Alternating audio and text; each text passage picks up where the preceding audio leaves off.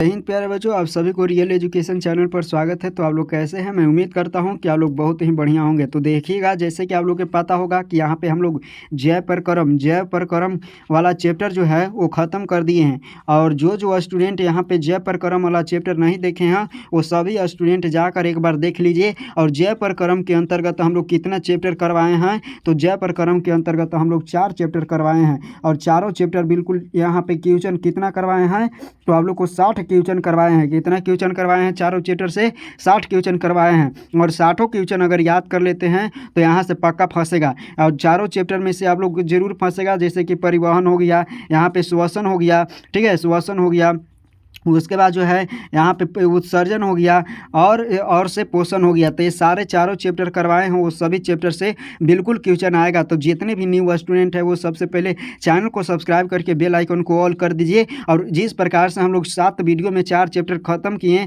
उसी प्रकार से हम लोग यहाँ पे यहाँ पे नियंत्रण एवं समन्वय हम लोग ले आए हैं, ठीक है, कोऑर्डिनेशन और कंट्रोल एंड कोऑर्डिनेशन लेके आए हैं। तो आप लोग जितने भी न्यू स्टूडेंट है वो सबसे पहले चैनल को सब्सक्राइब करके बेल आइकन को ऑल कर दीजिए। और इस सीरीज भी बिल्कुल 4-5 चैप्टर से 5 वीडियो में आप लोग के खत्म हो जाएगा, और इसको भी आप लोग याद कर लीजिएगा। तो ध्यान से आप लोग देखिए, फर्स्ट क्वेश्चन आप लोग के सामने है और कहता है पहला प्रश्न कि पादप हार्मोन क्या है। पादप हार्मोन क्या है? तो पौधों में, ठीक है, पादपों में कुछ रासायनिक पदार्थों की वृद्धि होती है। ये उनकी गतिविधि को नियंत्रण तथा समन्वय करते हैं, वे ही रासायनिक पादप हार्मोन कहलाते हैं। तो देखिए, पेड़ पौधों में क्या होता है? पेड़ पौधों में हम लोगों के जैसा जो है तंत्रिका तंत्र, यानी हमारे शरीर को कंट्रोल करने के लिए जिस प्रकार से हम लोग के क्या है, हम लोग के अंदर है क्या चीज़, तो न्यूरॉन, यानी कहे तो यहाँ पे क्या है, स्पाइनल कॉर्ड, न्यूरॉन, दिमाग जिसको मस्तिष्क कहते हैं, ब्रेन, वो सारा चीज़ हम लोग के अंदर है, जो कि हमारा शरीर नियंत्रित है और संतुलित है। लेकिन पेड़ पौधों में कुछ इस प्रकार से जिस प्रकार से हम लोग के अंदर रहता है कंट्रोल करने के लिए, उस प्रकार से पादप में नहीं रहता है। तो पादप में क्या रहता है? तो हार्मोन, जितने भी उसमें कंट्रोल होता है वो हार्मोन के कारण होता है, और उसी हार्मोन को कह देते हैं पादप हार्मोन। और पादप हार्मोन कितने प्रकार के होते हैं? तो 5 प्रकार के होते हैं, जो कि हम आगे बताने वाले हैं। वीडियो को इन तक जरूर देखिएगा। और इसका पीडीएफ कहाँ मिलेगा आप लोग को बता देते हैं। रियल एजुकेशन टेलीग्राम पर सर्च करना है, और आप लोग के जैसे ही आ जाएगा उसमें ज्वाइन हो जाना है। और फर्स्ट जो है चैप्टर का वहाँ पे डाल दिया गया है पीडीएफ पूरा, और वहाँ से आप लोग देख सकते हैं, ठीक है, याद कर सकते हैं। नेक्स्ट है यहाँ प्रकाशानुवर्तन और गुरुत्वानुवर्तन में क्या अंतर है। तो प्रकाशानुवर्तन जो प्रकाश के जो शीर्ष जो है प्रकाश के दिशा में क्या करता है, गति करता है, उसे प्रकाशानुवर्तन कहते हैं, या इसको हम फोटोसिंथेसिस कहते हैं। और जियो सिंथेसिस किसको कहते हैं? तो याद कर लीजिएगा, गुरुत्वानुवर्तन। तो पौधों के शीर्ष प्रकाश की दिशा में अग्रसर होते हैं, इसे प्रकाशानुवर्तन कहते हैं। यानी जो पेड़ पौधे के सिर होते हैं वो हमेशा प्रकाश की दिशा में गति करते हैं, उसे प्रकाशानुवर्तन कहते हैं। और पेड़ पौधे के जो जड़ होते हैं वो पृथ्वी के नीचे की ओर, नीचे की ओर, यानी पृथ्वी के नीचे की ओर, यानी भूमि की ओर क्या करता है, गति करता है, उसे क्या कहते हैं? तो गुरुत्वानुवर्तन कहते हैं। बिल्कुल याद कर लीजिएगा। नेक्स्ट प्रश्न है कि प्रत्यावर्ती क्रिया तथा प्रत्यावर्ती चाप से आप क्या समझते हैं। तो प्रत्यावर्ती क्रिया और प्रत्यावर्ती चाप किसको कहते हैं? तो आप लोग को समझ में यहाँ पे नहीं आया होगा कि प्रत्यावर्ती क्रिया कहते किसको हैं। तो जो आप लोग जैसे आप लोग के जैसे जल गया, ठीक है, जल गया या किसी कांटा चुभ जाता है, तो उसमें जो भी हमारा एक बैंक हमारा शरीर अलर्ट होता है उसको प्रत्यावर्ती क्रिया कहते हैं। और उस संवेदनाओं को जिस चाप से हमारे मस्तिष्क तक जाता है उसे प्रत्यावर्ती चाप कहते हैं। तो देखिए आप लोग ध्यान से, कहता है कि प्रत्यावर्ती क्रिया वह क्रिया है जिसमें मेरुरज्जु नियंत्रण करता है, तथा यह क्रिया मेरुरज्जु कहे तो स्पाइनल कॉर्ड, यह क्रिया हमारी इच्छा से नियंत्रित नहीं होती है, और यह क्रिया हमारी इच्छा से नियंत्रित नहीं होता है। जैसे में आप लोग एक बैंक सांप देख लिए, तो हमारा शरीर जो है एक बैंक क्या हो जाता है, अलर्ट हो जाता है, तो वो दिमाग से नहीं होता है, ठीक है, दिमाग से हमारी इच्छा से नहीं होता है, वो एक बैंक जो है मेरुरज्जु करता है, यानी स्पाइनल कॉर्ड करता है, मेरुरज्जु करता है नियंत्रण। इसके विषय में हम सोच नहीं सकते हैं, और इसके विषय में हम सोचने के समय ही नहीं मिलता है, प्रतिवर्ती जैसी क्रिया होगा और नहीं सकते हैं। प्रतिवर्ती चाप न्यूरॉन में आवेग संचरण एक निश्चित पथ में होता है, इस पथ को प्रतिवर्ती चाप कहते हैं। और जब हम लोग किसी चीज़ को देख लेते हैं एक बैक, हमारा शरीर अलर्ट हो जाता है और उस संवेदना जिस क्रिया से जिस चाप से जाता है उसे प्रतिवर्ती चाप कहते हैं। तो आई होप इतना आप लोग को समझ में आ गया होगा कि प्रतिवर्ती क्रिया कहते किसको है और प्रतिवर्ती चाप किसको कहते हैं। बिल्कुल आप लोग को समझ में आ गया होगा। नेक्स्ट प्रश्न आप लोग के सामने है, कहता है कि मनुष्य में चीनी के पाचन में कौन सा हार्मोन सहायक होता है। अगर मनुष्य अगर चीनी खा लेता है तो उसमें कौन सा हार्मोन क्या करता है, नियंत्रण करता है। तो आप लोग को पता ही होगा कि इंसुलिन, ठीक है, इंसुलिन, और जिसकी कमी से मधुमेह रोग हो जाता है। अगर इंसुलिन कमी हो जाता है तो कौन सा रोग हो जाता है, तो मधुमेह रोग हो जाता है, ठीक है। यही चीनी को नियंत्रित करता है। हम लोग जितने भी चीनी के अलावे जितने भी हम लोग मीठे चीज़ खाते हैं उसको, यानी सकरा चीज़, उसको हम कौन नियंत्रित करता है, तो इंसुलिन। और यही इंसुलिन अगर हो जाता है कमी, तो कमी हो जाएगा जैसे क्या चीज़ होगा, तो मधुमेह रोग हो जाएगा, जिसको हम लोग कहते हैं चिनिया रोग। नेक्स्ट प्रश्न आप लोग के सामने है कि पीयूष ग्रंथि या मास्टर ग्रंथि, मास्टर ग्रंथि क्यों कहते हैं, पीयूष ग्रंथि को मास्टर ग्रंथि क्यों कहते हैं। तो देखिए पीयूष ग्रंथि ये सबसे हमारे शरीर के सबसे छोटी ग्रंथि है, लेकिन ये हमारे पूरे शरीर को कंट्रोल करता है। कौन, तो पीयूष ग्रंथि। पीयूष ग्रंथि पूरे हमारे शरीर को कंट्रोल करता है, इसीलिए हम लोग इसको मास्टर ग्रंथि कहते हैं। तो देखिए पीयूष ग्रंथि मस्तिष्क के आधार तल पर ऑप्टिकल जो है काइजमा के पीछे सेलाटरिक गुहा में बंद रहता है। शरीर का शायद ही कोई ऐसा अंग हो जो पीयूष ग्रंथि से प्रभावित न होता है। यानी ऐसा माने कोई अंग नहीं है जो कि उस पर कौन पीयूष ग्रंथि नियंत्रित नहीं रहता है। वैसे एक आध को ही आप लोग के नज़र आएगा जो कि पीयूष ग्रंथि वहाँ पे प्रभावित नहीं करता है। तो इसके कारण ही इसको कहते हैं मास्टर ग्रंथि। यानी हमारे शरीर का पूरा कंट्रोल कौन करता है, तो यहाँ पे पीयूष ग्रंथि, इसीलिए इसको मास्टर ग्रंथि कहते हैं। तो याद कर लीजिएगा, ठीक है। जितने भी न्यू स्टूडेंट है वो सबसे पहले चैनल को सब्सक्राइब जरूर कर दीजिए, ठीक है, सब्सक्राइब जरूर कर दीजिए। नेक्स्ट प्रश्न आप लोग के सामने है, कहता है आयोडीन की कमी से कौन सी बीमारी होती है तथा कैसे। तो आयोडीन की कमी से सबसे पहले तो आप लोग को पता होगा कि घेंघा रोग होता है। आयोडीन की कमी से घेंघा रोग होता है। अगर ये जब हम लोग आयोडीन कम खाएंगे, ठीक है, आयोडीन की कमी से घेंघा रोग होता है। और आयोडीन कौन सा खाएंगे, तो नमक खाने से आयोडीन की मात्रा बनी रहती है, नियंत्रित रहती है, ठीक है। और ज़्यादा भी नहीं आयोडीन की मात्रा लेना चाहिए।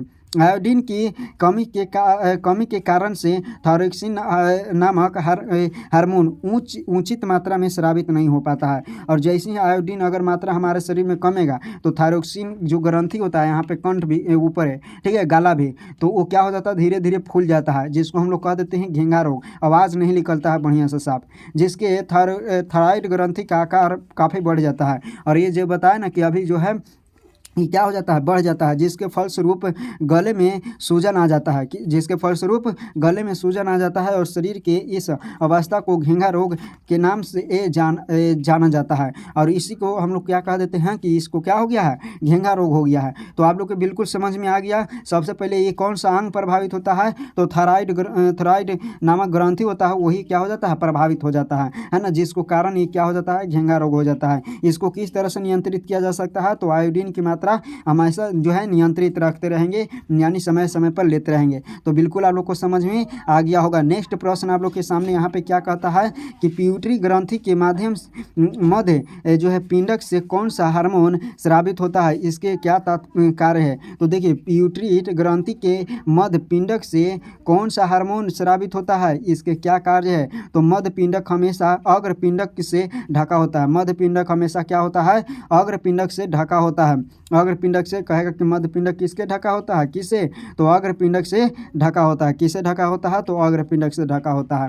देखिए जिसके द्वारा मेलेनोसाइट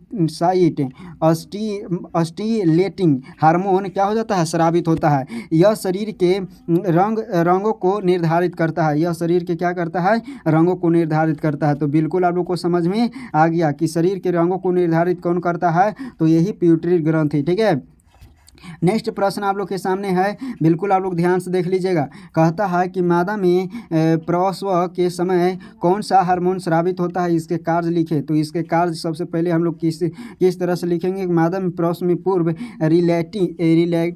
रिलैक्सिंग नामक हार्मोन स्रावित होता है। रिलैक्सिंग नामक क्या होता है? हार्मोन स्रावित होता है। यह नॉन स्टेरॉयड हार्मोन जो क्या होता है कि प्यूबिक सिफेसिस को क्या करता है? रिलैक्स करता है। क्या करता है? रिलैक्स करता है। तो बिल्कुल आप लोग को समझ में आ गया होगा। ठीक है, नेक्स्ट प्रश्न आप लोग के सामने यहाँ पे क्या कहता है, बिल्कुल आप लोग ध्यान से देखिए। कहता है कि रक्त में ग्लूकोज की मात्रा को नियंत्रित करने वाला हार्मोन किस ग्रंथि द्वारा स्रावित होता है? तो रक्त में यहाँ कह रहा है रक्त में हीमोग्लोबिन की मात्रा को नियंत्रित करने वाला हार्मोन किस ग्रंथि द्वारा स्रावित होता है? तो रक्त में ग्लूकोज की मात्रा को नियंत्रित करने वाला हार्मोन अग्न्याशय में विशिष्ट प्रकार की क्या होती है? कोशिका के समूह होती है, जैसे लैंगरहैंस की दीपिकाएँ क्या होती है? लैंगरहैंस की दीपिकाएँ द्वारा स्रावित होती है। किससे स्रावित होती है? अग्न्याशय में विशेष प्रकार की कोशिका के समूह होता है और लैंगरहैंस की दीपिकाएँ, जिसको क्या कहते हैं? लैंगरहैंस की दीपिकाएँ द्वारा क्या होती है? स्रावित होती है। तो बिल्कुल आप लोग को समझ में आ गया होगा। नेक्स्ट प्रश्न आप लोग के सामने है कि मनुष्य के मस्तिष्क को कितने भागों में बांटा गया है? नाम सहित बताएं। तो मनुष्य के मस्तिष्क को कितने भागों में बांटा गया है? तो आप लोग के सभी को पता होगा कि मनुष्य के मस्तिष्क को 3 भागों में बांटा गया है। कितने भागों में बांटा गया है? 3 भागों में बांटा गया है। पहला आप लोग के सामने यहाँ पे क्या है? तो अग्र मस्तिष्क, दूसरा क्या है? मध्य मस्तिष्क, तीसरा क्या है? पक्ष मस्तिष्क। ठीक है, तो यहाँ पे क्या है? तो तीन गो ब्रेन होता है, जिसको अग्र मस्तिष्क, मध्य मस्तिष्क और पक्ष मस्तिष्क कहते हैं। सबसे अगर बड़ा हिस्सा का है तो अग्र मस्तिष्क। ठीक है, उसके बाद आप लोग ध्यान से देखिएगा। कहता है कि मेरुरज्जु अघात में किन संकेतों के आने में क्या होता है? व्यवधान होगा। मेरुरज्जु अघात में किन संकेतों के आने में व्यवधान होगा, यानी मेरुरज्जु क्या हो जाता है? आघात हो जाता है किसी कारण से। तो देखिए यहाँ पे किस तरह से आंसर हम लोग लिखेंगे। मेरुरज्जु आघात के कारण विभिन्न प्रकार के आंतरिक संवेदना या उद्दीपनों को ग्रहण करने में जो है क्या होता है? यहाँ पे मुश्किल हो जाता है।